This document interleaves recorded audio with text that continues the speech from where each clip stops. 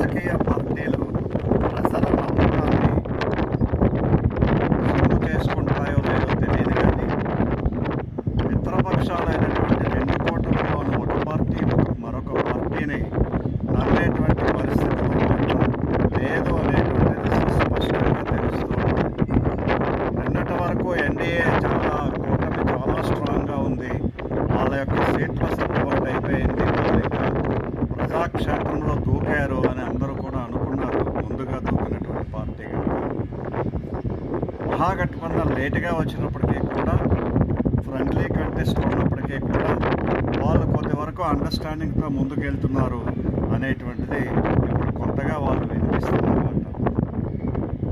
పీకే చెబుతున్న దాన్ని బట్టి పార్టీల బలాబలాలు ఏ విధంగా ఉన్నాయి, యాంటీ ఎన్కంబరెన్సీ ఏ విధంగా పనిచేస్తున్నది, యాంటీ ఎన్కంబరెన్సీ వల్లే నితీష్ కుమార్ని ఎన్డీఏ ముఖ్యమంత్రి క్యాండిడేట్గా ప్రకటించలేదా అనేటువంటి విషయాలను పక్కన పెట్టినట్లయితే, నమ్మకం అనేటువంటి రాజకీయ పార్టీల మధ్యలో తగ్గిపోయింది.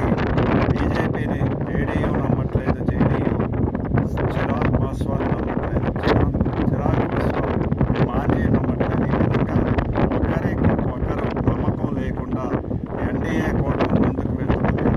అలాగని కాంగ్రెస్ తేజస్వి యాదవ్ పూర్తి నమ్మకంతో ఉన్నారా అంటే, వాళ్ళు కూడా కాంగ్రెస్ పార్టీ తేజస్వి యాదవ్ నమ్మట్లేదు. బలవంతంగా తేజస్వి యాదవ్ను ముఖ్యమంత్రిగా ప్రకటించినప్పటికీ కూడా వాళ్ళలో ఒక రకమైనటువంటి నిరాసక్తత ఉంది అనేటువంటి విషయం సుస్పష్టంగా తెలుస్తున్నది. సిపిఐ, మార్క్సిస్ట్ లెనినిస్ట్ వీళ్ళకి సీట్ల సర్దుబాటులో తక్కువ సీట్లు వచ్చాయనేటువంటి అసంతృప్తి కూడా ఉన్నది. విఐపి, ఐఐపి అనేటువంటి పార్టీలు కూడా అసంతృప్తితో ఉన్నట్టుగా తెలుస్తున్నది. ఏది ఏమైనప్పటికీ కూడా ఈ యొక్క అంచనాలకు మించి బీహార్ ప్రజలు తీర్పు ఇవ్వబోతున్నారు అనేటువంటి విషయం చాలా స్పష్టంగా తెలుస్తున్నది. మరొక విశేషం ఏంటంటే, ఎన్డీఏకి లోకల్ లీడర్ లేడు.